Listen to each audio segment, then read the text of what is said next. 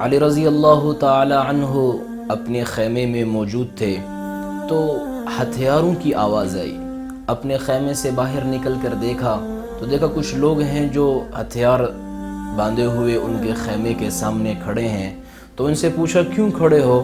کہا آپ کی جان کو خطرہ ہے، کوئی لوگ آپ پہ حملہ کرنا چاہتے ہیں، ہم آپ کی حفاظت کے لیے آئے ہیں۔ تو علی رضی اللہ تعالی عنہ نے ان سے پوچھا بتاؤ میری حفاظت زمین والوں سے کرو گے یا آسمان والوں سے؟ انہوں نے کہا ہم تو زمین والوں سے ہی آپ کی حفاظت کر سکتے ہیں، آسمان سے آئی ہوئی مصیبت کو کون ٹال سکتا ہے؟ تو علی رضی اللہ تعالی عنہ ان سے فرمانے لگے اللہ کے بندو چلے جاؤ، جب تک آسمان سے کسی بات کا فیصلہ نہ ہو زمین پر وہ چیز وجود میں آ ہی نہیں سکتی۔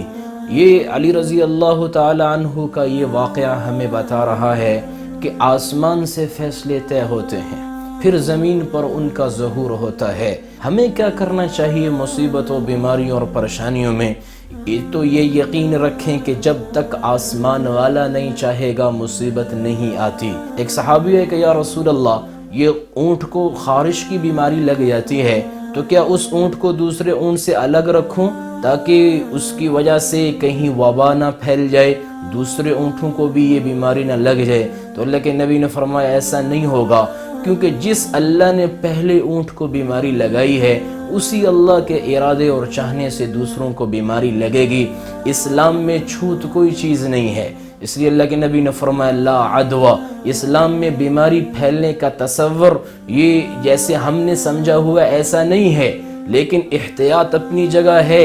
احتیاطیں دو طرح کی ہیں، ایک تو فرمایا کہ جس علاقے میں وبا پھیلے اس علاقے میں مت جاؤ، اگر تمہیں اس علاقے میں جانے سے بیماری لگی تو تم کہو گے اگر میں یہاں نہ آتا تو مجھے بیماری نہ لگتی، حالانکہ شریعت کی اصطلاح میں اگر مگر کچھ نہیں ہے، وہ ہوتا ہے جو اللہ چاہتا ہے۔ ایک تو احتیاط اس لیے کرنی ہے کہ میرا ایمان یقین کمزور ہے، مجھے کہیں بیماری لگی تو میں کسی اور پر نہ ڈالنے لگ جاؤں۔ دوسرا فرمایا استعینوا بالصبر والصلاۃ، جو اصل ہے کہ جہاں سے بیماری آئی ہے اسی سے رجوع کرو، نماز اور صبر سے اللہ سے اپنے مسئلے حل کرواؤ۔ آج مسلمان اس بیماری اور مصیبت کے باوجود 95% مسلمان ابھی بھی مسجد کا رخ نہیں کر رہے۔ مسجدوں میں کیا پڑھنی ہے گھروں میں بھی نہیں پڑھ رہے۔ آج بھی 95% مسلمان نماز کی طرف نہیں آ رہے۔ جس ڈاکٹر کے ہاتھ میں شفا نہیں ہے اس ڈاکٹر کے انتظار میں 5 گھنٹے بیٹھنا آسان، اور جس اللہ نے شفا دینی ہے اس کے سامنے 5 وقت کی نماز بھی مشکل ہے۔ اور جس ڈاکٹر کے ہاتھ میں شفا نہیں اس کے کہنے پہ حلال چیزیں بھی چھوڑ دیں، اور جس اللہ کے ہاتھ میں شفا ہے اور جو اللہ ہر بیماری اور مصیبت کو ختم کرنے کی طاقت قدرت رکھتا ہے اس اللہ کے کہنے پہ حرام چیزیں بھی چھوڑنا مشکل ہو گئی ہیں۔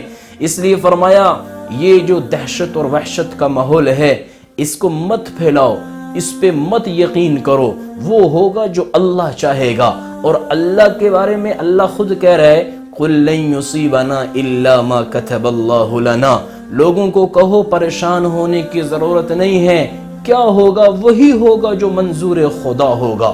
اور خدا کون ہے؟ ہوا مولانا، اللہ کہتے ہیں ان کو بتاؤ وہ تو تمہارا اپنا اللہ ہے، وہ تو تمہیں 70 ماؤں سے زیادہ پیار کرنے والا اللہ ہے، وہ تمہاری توبہ کا انتظار کرنے والا اللہ ہے، وہ تمہیں تھوڑی بہت تکلیف اسی لیے تو دے رہا ہے تم لوٹ آؤ۔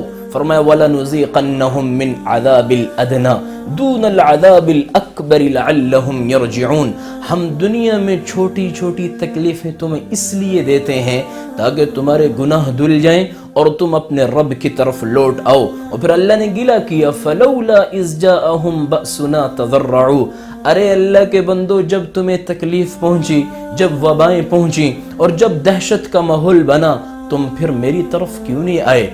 آج ایک تو اللہ کی طرف سے یہ عذاب آیا اور دوسرا اللہ کی ناراضگی کی انتہا یہ ہوئی کہ جہاں ہمارے سارے مسائل کا حل تھا وہی بند ہونا شروع ہو گئی کہ مسجدوں کو بند کرو تو بچ سکتے ہو۔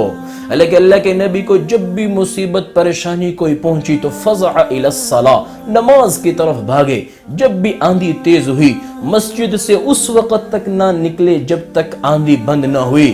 آج مسلمانوں کو مسجد سے دور کیا جا رہا ہے اور یوں سمجھا جا رہا ہے کہ شاید اس سے مسائل حل ہو جائیں، حالانکہ مسلمان کے بننے کی جگہ ہے ہی مسجد، مسلمان کی تعمیر کی جگہ ہے ہی مسجد۔ مسلمان جب مسجد سے جڑتا ہے تو مسجد میں ہونے والے عمل سے جڑتا ہے، جب مسجد میں ہونے والے عملوں سے مسلمان جڑتا ہے اللہ سے جڑ جاتا ہے، اور پھر اللہ خوش ہو کر اس کی پہلی آخرت بناتے ہیں، پھر اس کے آثار دنیا میں دکھا کر اس کی دنیا بھی بناتے ہیں۔ جب مسلمان مسجد سے کٹتا ہے تو مسجد میں ہونے والے عملوں سے کٹ جاتا ہے، اور جب مسجد میں ہونے والے عملوں سے کٹتا ہے پھر اللہ سے کٹ جاتا ہے۔ پھر اسے کون سی زمین روندے، پھر ان پہ کون مسلط ہو، کون سی بیماری کہاں پہ اس کی زندگی کو دبوچ لے، پھر اللہ کو ان کی کوئی پرواہ نہیں۔ فرمایا اولئک کالانعام، پھر یہ جانوروں کی طرح ہیں، آوارہ کتوں کی طرح ہیں۔ کوئی کتا کسی سڑک کے کنارے مرا ہوا ہو کوئی کیس نہیں ہوتا، کیونکہ اللہ کہہ رہے ہیں کہ جب تک تم میرے پابند ہو کر نہیں چلو گے اور ان بیماریوں اور مصیبتوں میں بھی میری طرف نہیں آؤ گے تو پھر مجھے تمہاری کوئی پرواہ نہیں۔ اس لیے آج مسلمانوں کو سب سے زیادہ جو ضرورت کی چیز ہے، احتیاطیں اپنی جگہ ہیں اور جو بھی احتیاط ہے وہ برحق ہے، لیکن یہ احتیاط تب کارگر ہوگی جب اللہ راضی ہوگا۔ پرانے زمانے کی بات ہے، ایک کتا گر گیا کسی کنویں میں تو علماء سے مسئلہ پوچھا تو علماء نے فرمایا اتنے ڈول پانی کے نکال دو تو کنواں پاک ہو جائے گا۔ وہ آدمی ڈول نکال کر واپس آیا اور کہنے لگا حضور میں نے وہ ڈول نکال دیے پانی کے، اب تو کنواں پاک ہے۔ وہ مولوی صاحب نے پوچھا بتاؤ وہ کتا بھی نکالا ہے یا اندر ہی ہے؟ کہ نہیں کتا تو اس کے اندر ہی ہے۔ تو فرمایا پھر چاہے سارا کنواں ہی نکال دو کنواں پاک نہیں ہوگا۔ یہ احتیاطیں اور یہ تدبیریں اور یہ علاج تب کارگر ہوں گے جب مسجدیں آباد ہوں گی۔ یہ دہشت اور وحشت کا ماحول، طاعون اور یہ بیماریاں تو پہلے بھی پھیلتی رہیں، اللہ کے نبی نے ساری احتیاطیں بتائیں، لیکن کہیں نہیں کہا کہ مساجد کو بند کر دو، کہیں نہیں کہا کہ حرم کے طواف کو روک دو۔ مکہ میں ایک دفعہ سیلاب آیا، پانی حرم کے گرد جمع ہوا، عبداللہ بن عمر رضی اللہ عنہ نے اس وقت بھی تیر کر طواف کیا کہ طواف نہیں رک سکتا۔ تو یہ آج کی چند بیماریاں، مسلمان بے یقین ہوا، مسلمان ایمان اور یقین کی اس کیفیت سے نکلا جس کی وجہ سے اور لوگوں نے اسلام لانا تھا، آج یہ بھی ڈرا ہوا ہے۔ حالانکہ اللہ بار بار کہہ رہا ہے لن یصیبنا الا ما کتب اللہ لنا، غم کی بات نہیں ہے، پریشانی کی بات نہیں ہے، وہ مولانا، وہ اللہ ہمارا ہے، وہ ہمارا اپنا ہے، وہ ہم سے کبھی بھی ہمیں ضائع نہیں ہونے دے گا، لیکن ہمیں تو یقین والا بننا ہے۔ اللہ کہتے ہیں ہم پر لازم ہے مومنوں کی مدد کرنا، وعلی اللہ فلیتوکل المؤمنون، بس اللہ پر مومنوں کو چاہیے اعتماد کریں، اسی سے اپنی لو لگائیں۔ اس لیے ان حالات میں سب سے پہلے نماز، پھر صبر کرنا اور پھر اللہ سے استغفار کرنا۔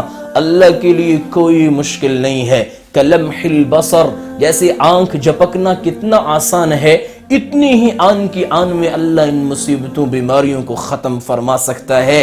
لیکن ہمیں پہلے اپنے آپ کو بدلنا ہے، ہمیں اپنے آپ کو اللہ کے سامنے سلنڈر کرنا ہے۔ اقبال نے کیا کہا، آج بھی فرشتے تیری مدد کو اتر سکتے ہیں، تو فضائے بدر تو پیدا کر۔ آج بھی یونس علیہ السلام کی امت کی طرح اللہ اس امت سے عذاب اٹھا سکتا ہے، لیکن یہ امت روئے تو صحیح، 50% لوگ تو نماز پہ آ جائیں، اللہ اس امت سے مصیبت کو ہٹا دے گا۔ ساری تدبیریں تب کارگر ہوں گی جب اللہ راضی ہوگا، اور اللہ بغیر دینداری والی زندگی کے راضی نہیں ہوگا۔ فرمایا وَمَن يَبْتَغِ غَيْرَ الْإِسْلَامِ دِينًا، جو دینداری کے علاوہ کوئی اور زندگی ہمارے سامنے پیش کرے گا، یہ احتیاط والی زندگی، ہم اسے قابل قبول نہیں کریں گے۔ اللہ نے قرآن میں جو پہلی آیت میں فرمایا یؤمنون بالغیب، ایک تو وہ نظام ہے جو تمہیں ظاہر میں نظر آ رہا ہے، ایک نظام اس کے پیچھے چل رہا ہے، وہ نظام جب تک تمہارے خلاف ہے تم اس وقت تک کامیاب نہیں ہو سکتے۔ اس لیے ایک تو اجتماعی توبہ ہے اور نماز کا اہتمام ہے مستورات گھروں میں، اور مرد حضرات مسجد میں طواف کعبہ کا رک جانا، یہ اس امت پر اللہ کی بہت بڑی ناراضگی کا ذریعہ ہے۔ اور اظہار ہے، اس لیے پوری امت توبہ کرے اور اپنی دوسری احتیاطی تدابیر کے ساتھ ساتھ نماز اور صبر کو بھی مضبوطی سے پکڑے۔ اللہ کا وعدہ ہے الا ان نصر اللہ قریب، مومنون